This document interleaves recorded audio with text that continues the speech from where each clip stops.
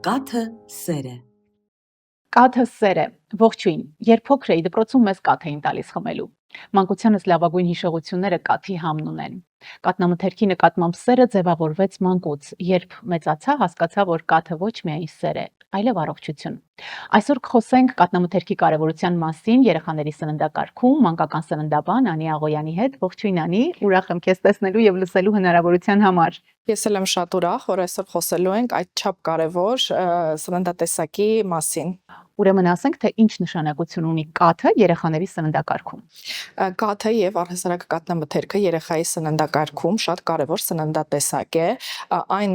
ունի բավականին բարձր կենսաբանական արժեք, այսինքն օրգանիզմը կարողանում է գրեթե ամբողջությամբ օգտագործել այն աճի եւ վերականգնման համար։ Հենց այդ պատճառով կաթը համարվում է ամենաարդյունավետ սպիտակուցային աղբյուրներից մեկը։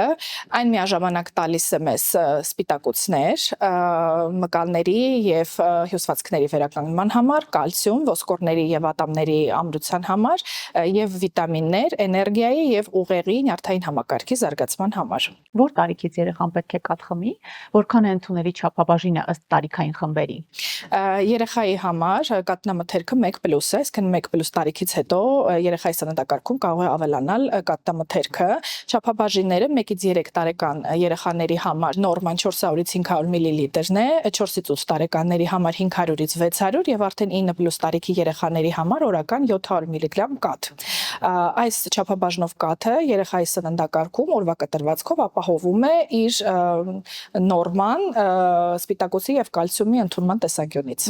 Ինչ կաթ ընտրել, Անի, նշանակություն ունի, որն է օգտակար կաթը։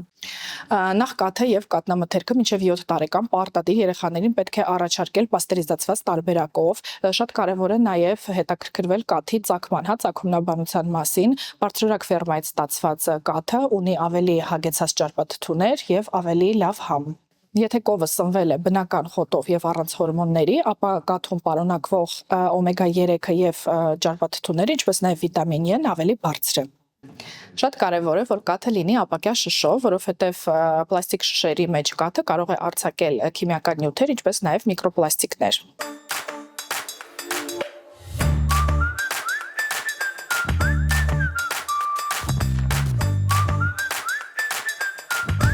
Միակը Հայաստանում մանկական կաթի վկայականով եւ սննդի անվտանգության միջազգային սերտիֆիկացմամբ։ Երեմյան կաթնամթերք, մեր ֆերմայից ձեր սեղանին։ Իդեպ ինձ համար բացահայտում էր նաև, որ Հայաստանում միայն Երեմյան ընկերությունը ունի մանկական կաթի վկայական, որպես մանկական սննդաբան հարցնեմ, ինչ է սա նշանակում։ Դա նշանակում է, որ կաթը ստացվում է լիովին անվտանգ եւ վերահսկվող միջավայրում, առանց հակաբիոտիկների եւ հավելումների։ Ես ինքս առիթ ունեցել եմ իմ բալիկի հետ այցելել Երեմյանների կաթի գործարան, ինքս տեսել եմ, թե ինչպես է աշխատում սերմից սեղան հայեցակարգը, տեսել եմ, թե ինչպես է կաթը ստացվում, այդ ամբողջ process-ը, ինչը եւ բացառում է որակի անհամապատասխանությունը։ Այսինքն ընտրելով Երեմյան կաթնամթերք համոզված պետք է լինենք, որ ընտրում ենք 100% անարատ կաթ, որը ստացվում է A դասի բարձրակարգ կաթից։ Իդեպ Երեմյան կաթնամթերքի գործարանում մեկ աղբյուրից ստացվող կաթնամթերք է արտադրվում։ Ինչ է սա նշանակում, որ տարբեր ֆերմաներից կաթ չի ստացվում։ Կովերը այստեղ ապրում եւ սնվում են մեկ վայրում, սեփական ֆերմայում, ինչը բացառում է որակի անհամապատասխանության ռիսկերը։ Իսկ առհասարակ ինչ ռիսկեր են առկա, Անի։ Տարբեր ֆերմաներից հավաքագրված կաթի մեջ կարող են առկա լինել վարակիչ բակտերիաներ, ինչպիսին են բրուցելոզը եւ դաբաղը, այսինքն բժշկության մեջ ավելի հայտնի է բերան ոտք ձեռք հիվանդությամբ, որը մեր տարածաշրջանում եւս մենք ավելի ռիսկային գոտում ենք եւ այդպիսի համաճարակներ լինում են։ Ժամանակ առ ժամանակ բռնկվում են, այո, օրինակ այս տարվա օգոստոսին Շիրակի մարզում դաբաղի բռնկում կար համաճարակի, ուրեմն որ կաթին տալ նախապատվությունը, Անի, ինչին ուշադրություն դարձնել խանութում մագնիշումը կարդալիս, ինչ պետք է իմանանք եւ ինչից զգուշանանք։ Ամբողջական կաթը դա ամենաբնական կաթն է, պետք է ուշադիր լինել մակնանշմանը, եթե կաթնամթերքը կամ կաթը պարունակում է կաթի փոշի կամ կաթնայուղի փոխարինիչ, ապա նման սնունդը դա համարվում է ցածր սննդային արժեք ունեցող սննդատեսակ։ Այդպիսի կաթը արդեն չի համարվում բնական եւ օգտակար, որովհետեւ դրա մեջից հանված են բոլոր օգտակար նյութերը, վիտամինները։ Շատ հաճախ պետք է ասել, որ կաթի փոշին նախընտրելի է հավաքագրված կաթից, տարբեր ֆերմաներից ստացվող։ Ինչու՞, որովհետև մենք չգիտենք, թե ի վերջո ինչ կաթեր են հավաքագրվել մեկտեղ եւ ինչ է սպառողը ստանում ի վերջո իր սեղանին։ Այնտեղ կարող են լինել տարբեր վարակներ, մենք խոսեցինք բուցելոզից, դաբաղից, կաթի փոշին ավելի նախընտրելի է, բայց այս դեպքում էլ կան ռիսկեր, որովհետև որակով կաթի փոշի, եթե անորակ կամ ցածր որակով, սա նույնպես վիճելի հարց է, շատ հաճախ ավելի էժան, հա, կաթի փոշի են օգտագործում տարբեր կաթն արտադրությամբ զբաղվող ընկերություններ, ինչը ռիսկերը ավելի մեծացնում է։ Հետևաբար, մեկ աղբյուրից ստացվող նշանակում է ֆերմա, որտեղ կովերը ապրում եւ սնվում են մեկ վայրում եւ այստեղ բացառվում է, քանի որ որակի համապատասխանության բարձր ստանդարտներ են գործում, միջազգային ստանդարտներին համապատասխան, լավագույն անարատ կաթի հետ մենք գործ ունենք 100% բնական։ Անի, նաև ասենք, թե ինչ յուղայնությամբ կաթնամթերքին տալ նախապատվությունը, շատերը խուսափում են յուղերից,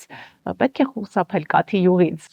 Եթե մենք խոսում ենք հատկապես երեխայի սննդակարգի մասին, ապա դա միֆ է, որ պետք է երեխային առաջարկել անյուղ յուղազերծ կաթնամթերք, որովհետև բնական ճարպերը անչափ կարևոր են երեխայի ուղեղի եւ աճի զարգացման համար, ինչպես նաև հորմոնների եւ վիտամինների յուրացման գործընթացին։ Այո,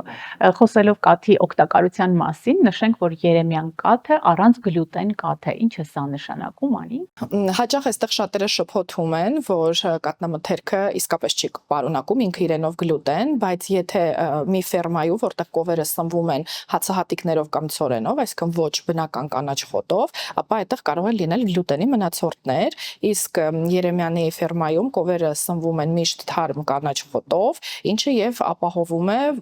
գլյուտենի բացակայությունը կաթի մեջ։ Եվ բարձր որակը 100% անարատ բնական կաթի հետ մենք գործ ունենք, կաթը պետք է լինի միայն երեխաների սննդակարգում, Անի։ Ոչ, կաթը եւ կաթնամթերքը առհասարակ պետք է նաեւ լինի մեծահասակների սննդակարգում, որովհետեւ դրա մեջ արկա սպիտակուցները, կալցիումը եւ վիտամին D-ն պահպանում են ոսկրերի ամրությունը, ինչպես նաեւ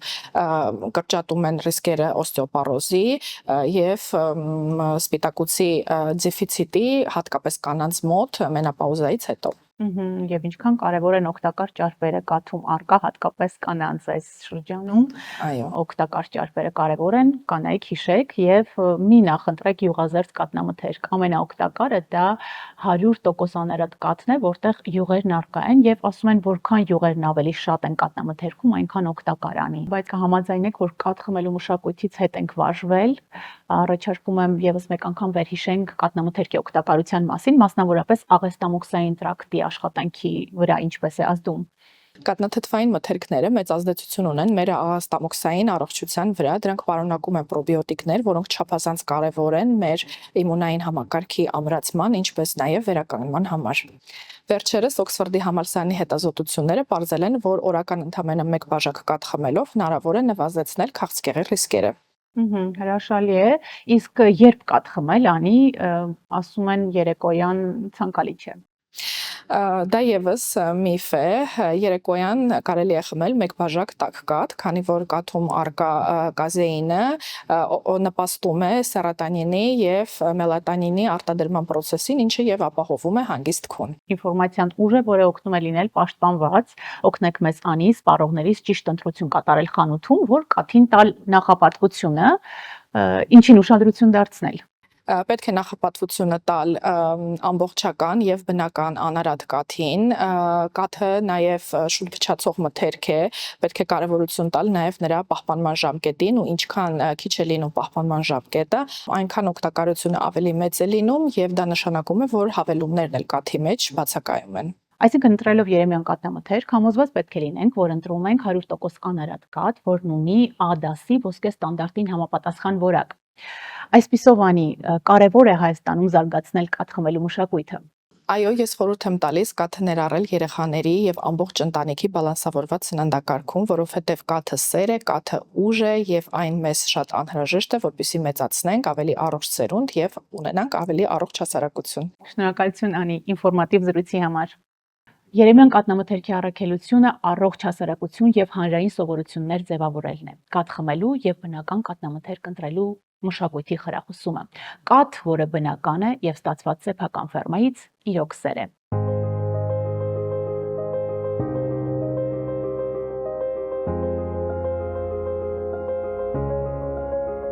Հայրիկ, իսկ որտեղից է կաթը հայտնվում մեր սեղանին։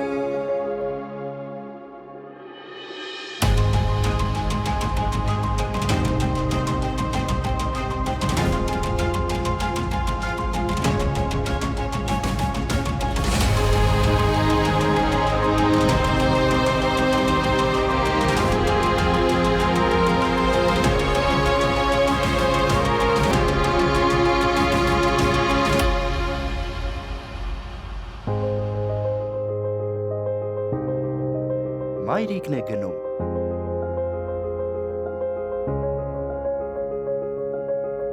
Երեմյան կատնամթերք։ Մեր ֆերմայից ձեր սեղանին կաթը սեր է։